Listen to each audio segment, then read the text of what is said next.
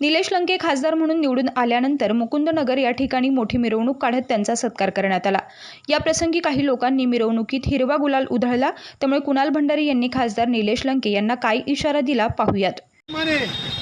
आपण पाहिलं असेल काल परवा आपल्या नगरमध्ये सुद्धा ज्याप्रमाणे हिरवा गुलाल उधळत ज्या जिहाद्यांनी उन्माद मारण्याचा प्रयत्न केला, या देशामध्ये ज्या मानसिकतेनं हे प्रकार चालू आहे, तर यांना खतपाणी घालणारे हे जे काही नवीन निवडून आलेले खासदार आहेत यांना वाटतं की या जिहाद्यांच्या जीवावरती आपण खासदार झालो।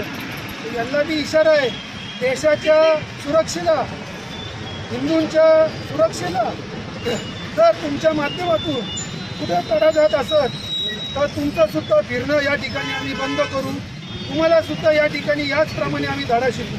जय श्रीराम।